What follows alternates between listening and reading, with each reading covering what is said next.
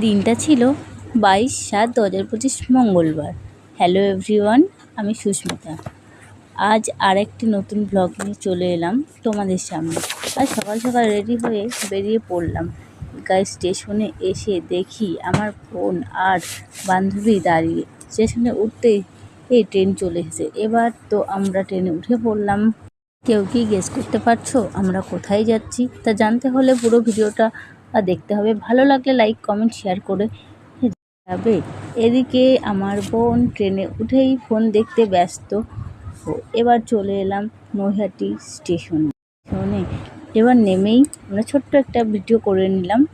তারপর হাঁটতে হাঁটতে ব্রিজের ওপর উঠে হাঁটা শুরু করলাম। চলো চলো এবার আমরা ব্রিজ থেকে নেমে রাস্তায় হাঁটতে শুরু করলাম।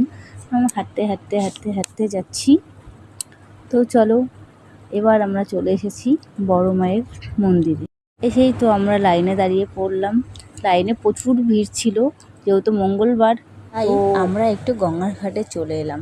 কি সুন্দর লাগছে, তাই না বলো? তো এইবার আমরা গঙ্গার জলে হাত পা ধুয়ে মাথায় ছিটিয়ে নিলাম। তো এবার আমরা গঙ্গার ঘাট থেকে বেরিয়ে পড়লাম। কোথায়? সেই লাইনে, যেখানে আমাদের লাইন দাঁড়ানো ছিল। তারপর চলে এলাম আমরা লাইনে।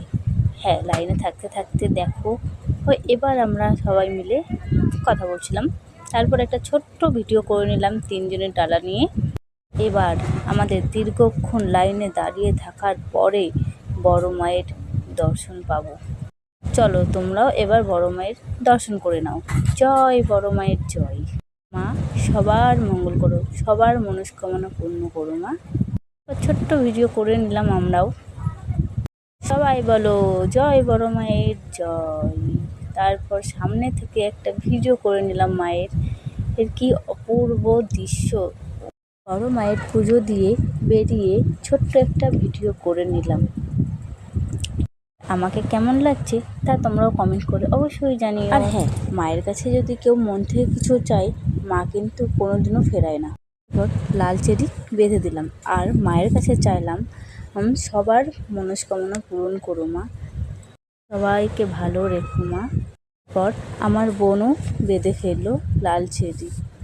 তারপর আমরা মায়ের এখানে প্রণাম করে বেরিয়ে পড়লাম। তো বেরোতেই তো প্রথমে টিপ পরা হয়নি, তাই এখন আমরা টিপ পরে নিলাম সবাই। এবার সবাই একে একে টিপ পরে নেবে।